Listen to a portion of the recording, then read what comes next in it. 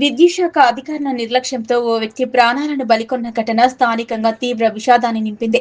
మేడ్చల్ జిల్లా Gundlapochampally sub station పరిధిలోని కండ్లకోయిలో విద్యుత్ ఏఈ లైన్మెన్ నిర్లక్ష్యంగా వ్యవహరించడం వల్ల ప్రమాదం చోటు చేసుకుని వ్యక్తి మృతి చెందినట్లు బాధిత కుటుంబ సభ్యులు ఆరోపించారు. మృతుడి కుటుంబ సభ్యులు బంధువులు మాట్లాడుతూ విద్యుత్ వైర్లకు అడ్డుగా ఉన్న చెట్ల కొమ్ములు తొలగిస్తున్న సమయంలో సరఫరా నిలిపివేయకుండా పనులు చేయించడం వల్ల సింగరేణి కాలనీకి చెందిన కుర్ర జగన్ విద్యుత్ షాక్ గురయ్యాడు. ఆసుపత్రికి తరలించగా అప్పటికే మృతి చెందాడన్నారు. విద్యుత్ లైన్ల నిర్వహణలో అధికారులు తగిన జాగ్రత్తలు తీసుకోకపోవడం వల్లే పలుమార్లు ఫిర్యాదులు చేసినప్పటికీ స్పందించకపోవడమే ఈ విషాదానికి కారణమైందని ఆవేదన వ్యక్తం చేశారు. ఘటన పూర్తి స్థాయిలో విచారణ జరిపి బాధ్యులపై కఠిన చర్యలు తీసుకోవాలని, మృతుడి కుటుంబానికి తగిన నష్టపరిహారం అందించాలని బాధితులు డిమాండ్ చేశారు. స్థానిక ప్రజలు కూడా అధికారుల నిర్లక్ష్యాన్ని ఖండిస్తూ భవిష్యత్తులో ఇటువంటి ఘటనలు పునరావృతం కాకుండా చర్యలు చేపట్టాలని కోరారు. కుటుంబానికి ఆధారమైన వ్యక్తిని కోల్పోవడంతో తమకు తీరని నష్టం జరిగిందని కన్నీటి పర్యంతమయ్యారు. పోలీసులతో వాగ్వాదానికి దిగారు. అనంతరం పోలీసులు మృతదేహాన్ని పోస్టుమార్టం నిమిత్తం గాంధీ ఆసుపత్రికి తరలించారు. ఇక్కడ జగ్రాంకి తీసుకొని వచ్చారు, కూలికి రండి అని. అయితే నేను ఆటోకు వచ్చిన ఇప్పుడే అని చెప్పిన వాళ్ళు వినకుండా తోలితే ఏ సేఫ్టీ లేకుండా ఎలాంటి లేకుండా మాకు చెట్టు ఎక్కించింది. మా అన్నకు చెట్టు ఎక్కిస్తే అది లైన్ ఏదైనా బంద్ చేసి ఎక్కిస్తారు, దాన్ని బంద్ చేయకుండానే లైన్ మెన్ వాళ్ళు ఎక్కిస్తే ఎలాంటి సేఫ్టీ లేకుండా ఏంది లేకుండా షాక్ కొట్టి కింద పడిపోయింది. మా చెట్లు కొడుతుంటే మాకు ఎలాంటి న్యాయం, మొత్తం న్యాయం జరగాలని మేము కోరుతున్నాం సార్. ఇప్పుడు ఎక్కడ ఉంటారమ్మా? ఎక్కడ జరిగింది ఇది? మన కండ్లకోయ, గుండ్లపోచంపల్లి కట్లం ఆడ అయింది సార్. బాబు ఉండు, మా అల్లుడు తండ్రితో పాటు కొడుకుండు, ఒక పాప ఉంది, పెళ్లి కాని పిల్ల, చిన్న పాప, ఇద్దరు కొడుకులు, ఒక బిడ్డ. వాళ్ళకి న్యాయం జరగాలి సార్, మాకు ఏది వద్దు, వాళ్ళకి న్యాయం జరిగితే చాలు, అదే కోరుకుంటున్నాము. ఇది ఎట్లా అంటే వాళ్ళ వల్లనే వాళ్ళ నిర్లక్ష్యం వల్లనే జరిగింది. ఆ కరెంట్ డిపార్ట్మెంట్ వల్ల వాళ్ళ వల్లనే జరిగింది. ఇది మొత్తం జరిగింది. వాళ్ళు ఎలాంటి సేఫ్టీ వాళ్ళకి ఇస్తే కానీ ఇలాంటివి జరగకపోదు. మా అన్న ఇలా మాతోనే ఉంది అని మా అన్న లేడు. ఎవరికి చెప్పకుండా ఏ చేయకుండా చెట్టు ఎక్కియడం వాళ్ళ తప్పు.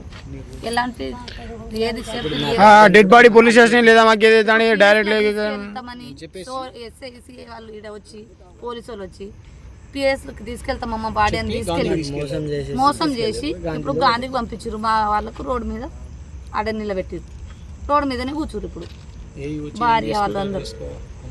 అట్లా ఎలాంటి మాకు మొత్తం న్యాయం జరగాలని కోరుతున్నాం సార్. మాకు సార్ మాది సింగరేణి కాలనీ, సైదాబాద్ మండలము, హైదరాబాద్ సింగరేణి కాలనీ. మాది ప్రాపర్ వచ్చేసి సంస్థ నారాయణపూర్, యాదాద్రి భువనగిరి జిల్లా. బతుకు తెరువు కోసం సింగరేణి కాలనీకి 20-25 సంవత్సరాల ముందు వచ్చి అక్కడనే స్థిర నివాసం ఏర్పాటు చేసుకొని అక్కడనే ఉంటున్నాము. అయితే ఈరోజు కరెంట్ షాక్ మూలంగా చనిపోయిన వ్యక్తి మా మేనమామ కొడుకు, మేనబామ్మర్ది. నా పేరు తుకారాం, నేను సింగరేణి కాలనీ ప్రెసిడెంట్ని. అయితే ఆయన చనిపోయిందని తెలియగానే వచ్చినాము. ఇక్కడ తెలిసింది ఏంటంటే సార్, మాతృనాయక్ అని అదే ఏరియాలో ఉంటాడు ఆయన. ఇక్కడ ఉన్న ఎలక్ట్రిసిటీ డిపార్ట్మెంట్ వాళ్ళకు ఈ లేబర్లను సప్లై చేస్తుంటాడు.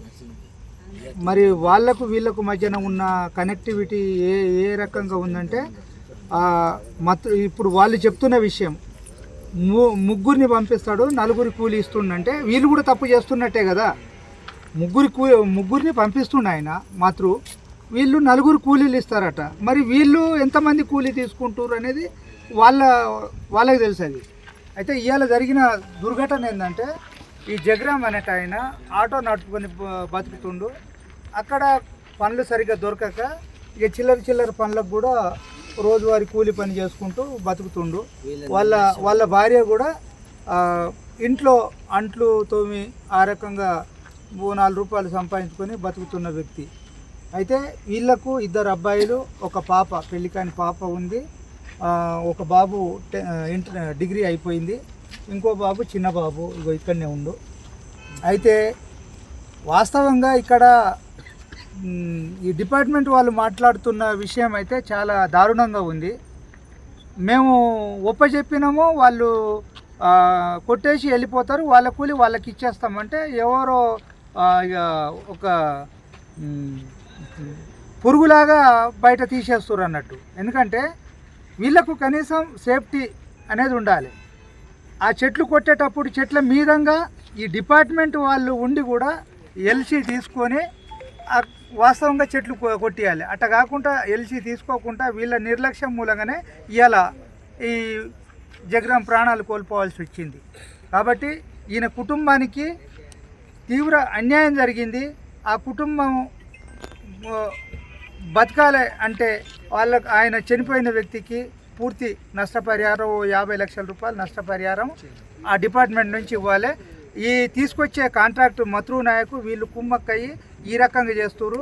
ఈ జగ్రామే కాకుండా ఇంకా వేరే వాళ్ళు ఇలాంటి చావుకు బలి కాకుండా చూడాల్సిన బాధ్యత కూడా ప్రభుత్వం పైన ఉన్నది. ఈ అధికారుల మీద చట్టరీత్యా చర్య తీసుకోవాలి.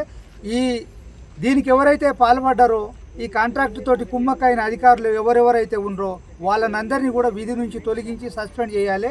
ఈ కుటుంబానికి న్యాయం చేయాలి.